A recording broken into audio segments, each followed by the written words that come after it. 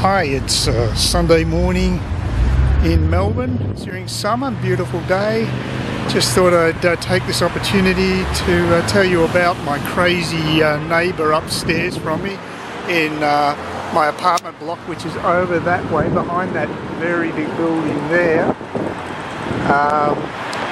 I've had issues with these people for about a decade since I've actually moved into my apartment. The main issue I've had is incredible thumping sounds emanating from upstairs. My understanding is that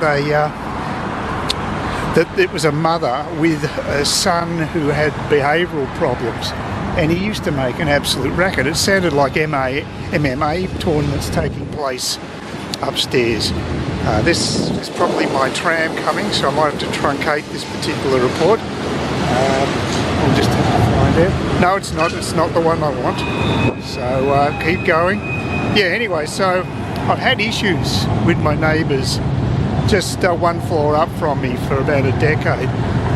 The kid seems to really make a hell of a lot of racket. It sounds like a warehouse, things are just thumped around so much. And, you know, I found it fairly intolerable. Also, I had a penchant for using power tools, which wasn't exactly great for my relaxation. It didn't happen all the time, so I let it go, but it has been getting worse in recent times, and there was a domestic between who I assumed was the mother and the son about a week ago, and things seem to have escalated a bit since then, come to quite a head.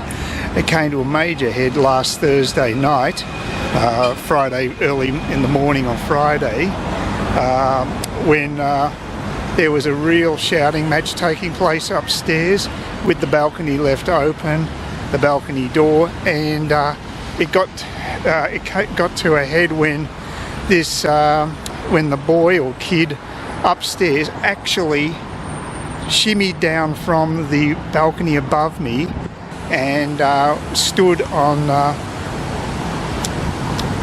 the railings of my particular balcony right in front of me. I turned the external light on, I was looking straight at him, and he was balancing there. Then he shimmied across to the next flat. I mean, unbelievable. You don't expect this sort of crap to happen. This is at 1:10 on Friday morning AM, and it was quite bizarre. The woman upstairs was screaming hysterically, and you know, it was all pretty weird. The kid was, I think he threatened suicide. He didn't do it, and he think he went back upstairs, and things calmed down a bit after that. But then it subsided for some time. But then it started up yet again about an hour later, so we're looking at about 2 o'clock in the morning on a Friday morning. And I'd had it. I decided to ring 000, which is the emergency number in Australia, and I got onto the cops, and they actually did show up about 30 to 40 minutes later, and there was about 4 of them too, I might add. They don't come in small packs. I've got to wonder whether that's really an efficient way of running the police force, having so many coppers attend to a one call like that. But apparently that's how they do it. No wonder taxes are going up. But anyway, so they at least they showed.